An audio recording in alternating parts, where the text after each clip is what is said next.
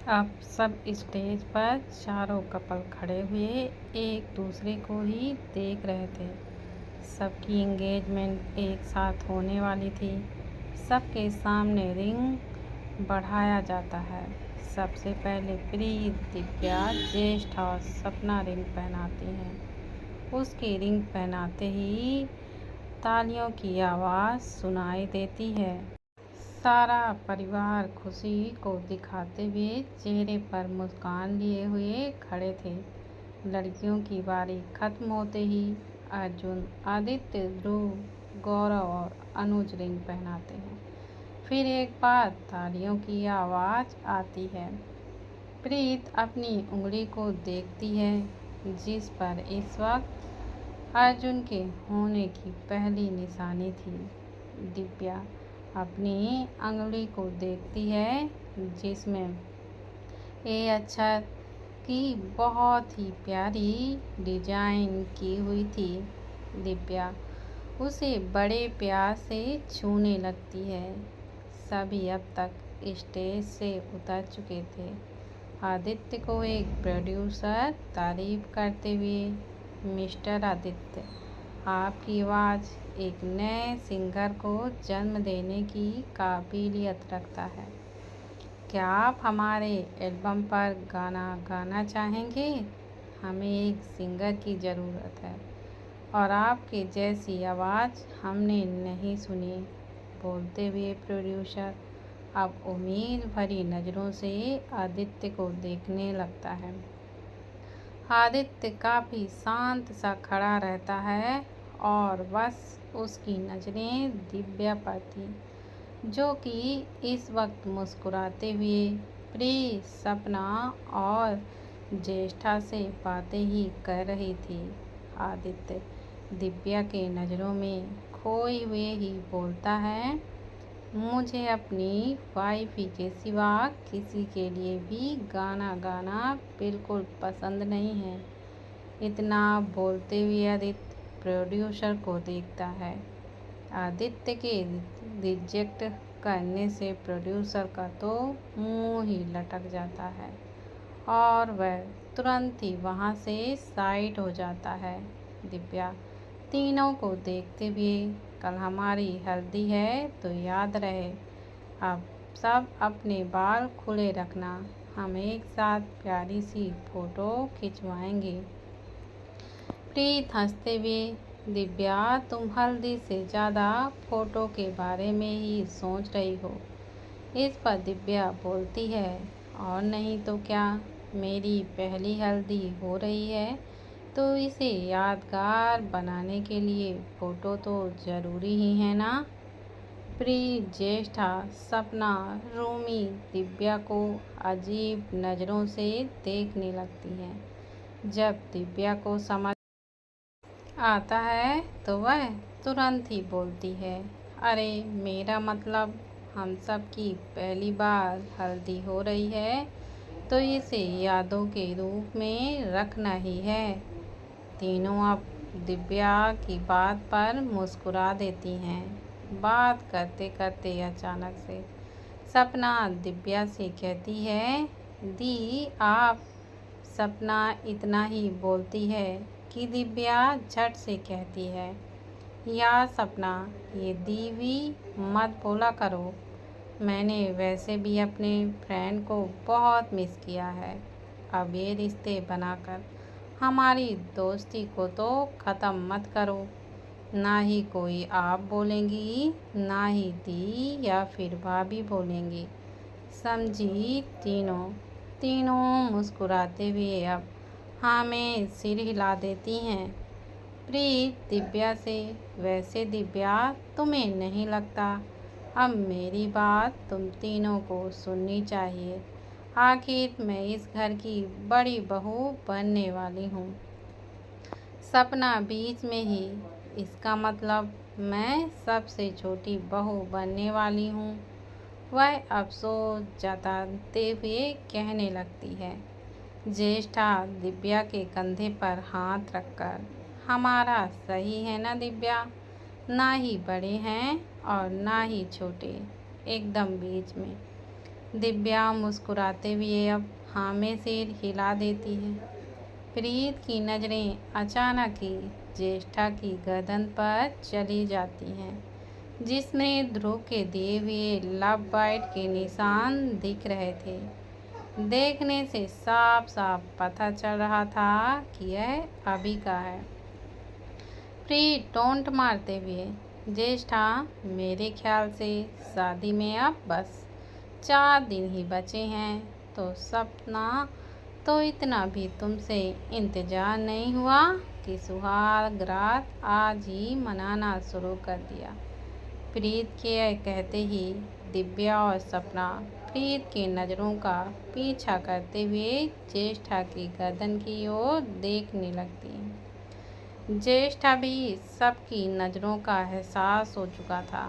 वह एम्बैरेसिंग होकर हल्का सा मुस्कुराते हुए अपने बालों से लव बाइट को छुपाते हुए, वो ये तो वो एक कीड़े ने काट लिया था।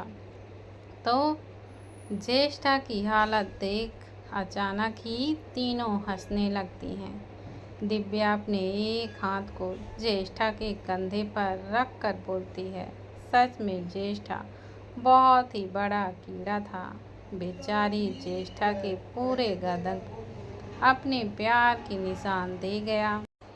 बोलते हुए दिव्या प्रीता और सपना को हाई फाई देते हुए जोर जोर से हंसने लगती है। इधर रूमी अपने बेबी को लेकर कमरे में बैठी हुई थी और अनु बेबी को देखकर रूमी से बातें कर रही थी। अनु बात कर ही रही थी कि वह अचानक ही पूछती है, आंटी, बेबी बॉय का नाम क्या है? अनु के यह सवाल करते ही रूमी सोच में पड़ गई, क्योंकि उसने तो इसके बारे में सोचा ही नहीं। काफ़ी देर तक सोचने के बाद रूमी जवाब देती है, शौर्य। हाँ, बेबी का नाम शौर्य है, अनु खुशी से कहती है। बहुत प्यारा नाम है और बेबी भी बहुत क्यूट है। आंटी, बेबी जब बड़ा होगा तो मैं रोज़ उसके साथ खेलूँगी। ओके, रूमी मुस्कुराते हुए कहती है। ओके। पार्टी कुछ देर बाद ख़त्म हो जाती है। सारे गेस्ट चले जाते हैं। राठौर और दत्ता परिवार भी चला जाता है। दिव्या कमरे में जाकर देखती है तो आदित्य आंखें बंद किए हुए बेड पर लेटा हुआ था।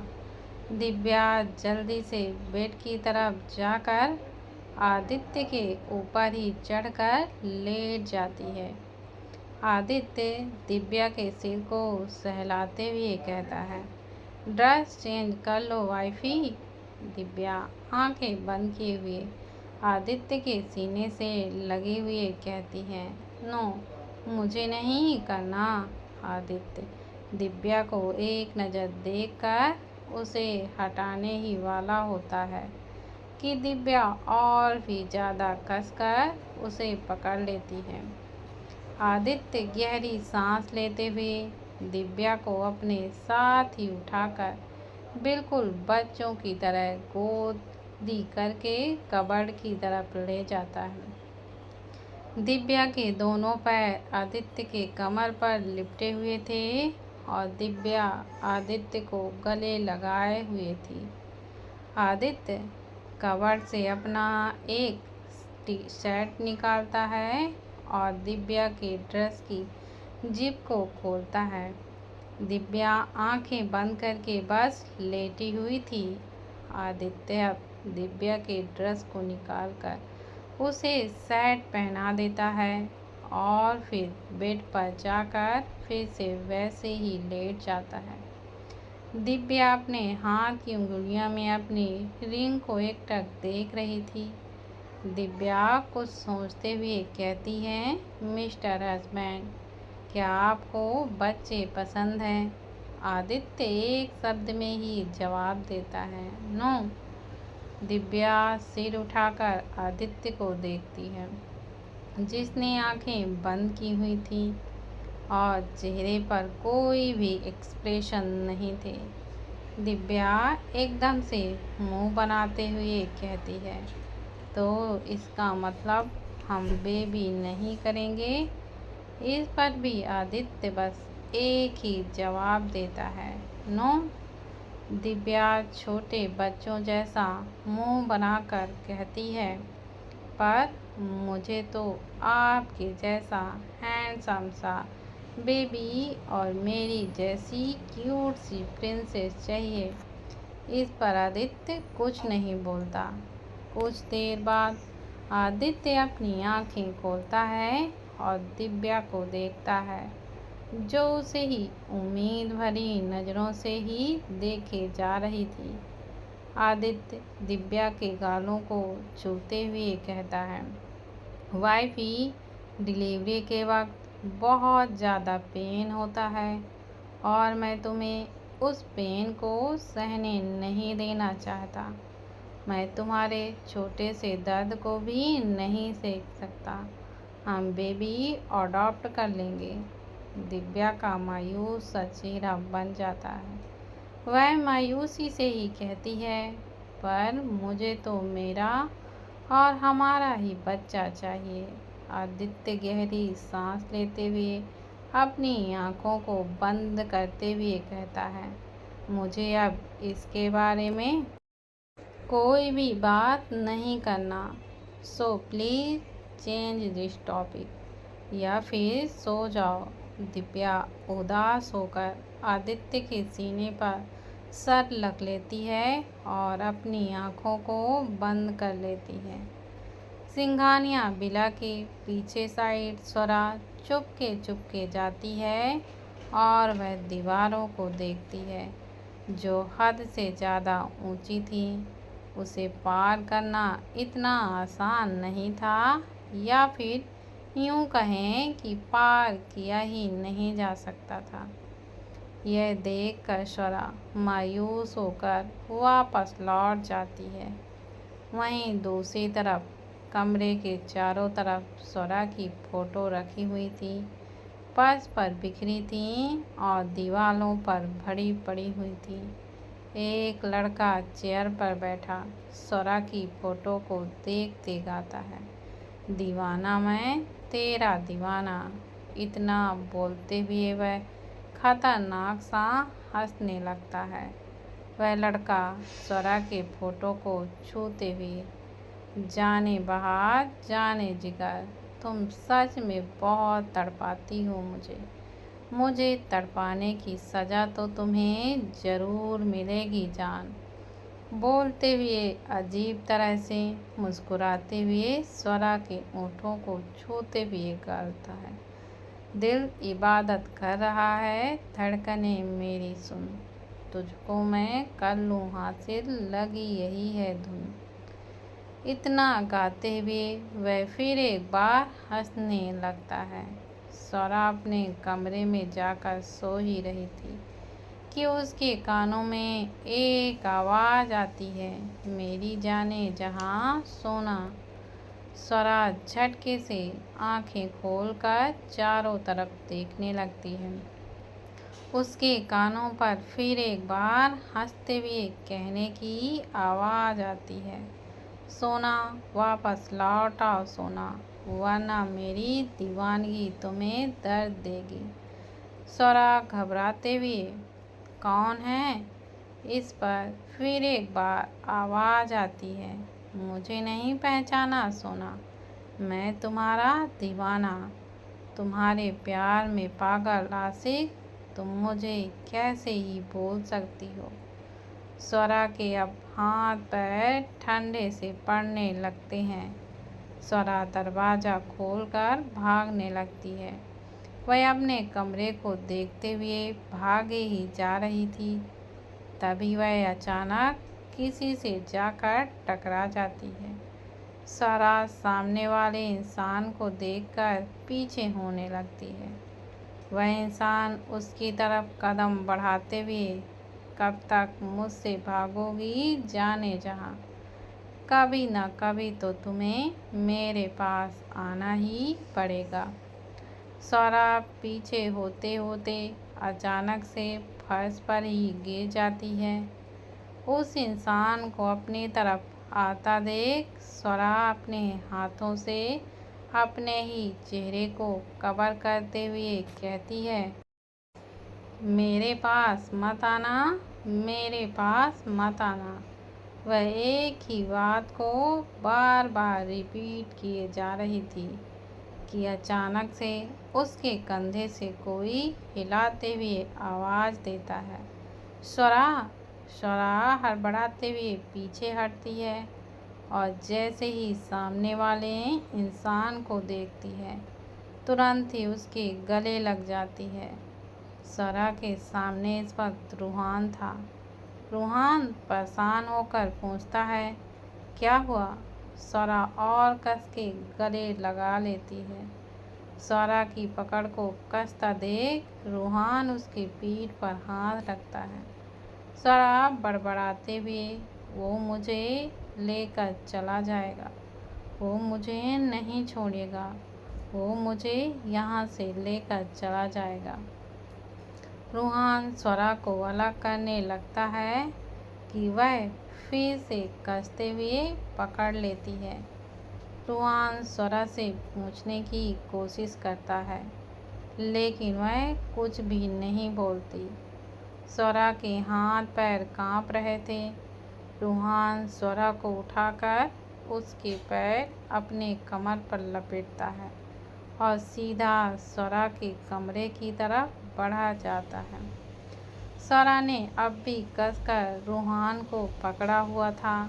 कमरे के अंदर जाते ही रूहान स्वरा को बेड पर लेटाने की कोशिश करता है लेकिन वह वैसी की वैसी ही रूहान से लिपटी रहती है। जब रूहान उससे ज़बरदस्ती दूर होने लगता है तो स्वरा एकदम से कहती है, मुझे छोड़कर मत जाओ वरना वो मुझे लेकर चला जाएगा। रूहान को अब समझ ही नहीं आता कि करे तो करे क्या। कुछ देर सोचने के बाद रूहान दरवाजे को अंदर से बंद करता है और स्वरा को साथ लेकर बेड पर लेट जाता है। स्वरा अब भी वैसी ही वैसी थी। कुछ ही देर में स्वरा सो जाती है। रूहान स्वरा के चेहरे से बालों को हटाकर उसे देखता है। स्वरा सुकून से ही सो रही थी। रूहान धीरे से स्वरा को अपने ऊपर से हटाकर साइड में लेटाकर धीरे से उसके हाथों को अपने साइड से छुटाता है। आखिर में रूहान स्वरा से अलग होकर कमरे से बाहर की ओर निकल जाता है और दरवाजे को बंद करके अपने कमरे की तरफ चला जाता है। रातों की खत्म करके एक नई सुबह अपनी रोशनी बिखेर आती है। सुबह होते ही रूमी की नींद तो शौर्य के रोने की वजह से खुलती है। रूमी उठकर शौर्य को देखती है जो कि आंखें बंद किए ही रो रहा था। रूमी उसे गोद में उठाकर बेड पर बैठाकर वेस्ट फीडिंग कराने लगती है। उसी वक्त गौरव भी कमरे में आ जाता है। उसे देखकर रूमी झट से शौर्य को अलग करके खुद को ढकती है जिससे शौर्य फिर एक बार रोने लगता है। यह देखकर गौरव रूमी के पास जाकर बैठकर कहता है, होने वाला पति हूँ मैं तुम्हारा, तो ये सब छुपाने की क्या ज़रूरत है। रूमी के गाल तो एकदम से लाल हो जाते हैं। वह शौर्य अब भी रोए ही जा रहा था। गौरव रूमी को इशारा करता है तो रूमी मासूम सा चेहरा बनाकर कहती है, प्लीज़ आप जाइए ना। इस पर गौरव मुस्कुराते हुए उठकर वहाँ से चला जाता है। रूमी फिर एक बार शौर्य को वेस्ट फीडिंग कराने लगती है और फिर उसके गालों को छूते हुए कहती है, आई एम सॉरी बच्चा। दोस्तों प्लीज़ आप लोग मुझे सपोर्ट करिए। मुझे आपकी सपोर्ट की बहुत ज़रूरत है। धन्यवाद।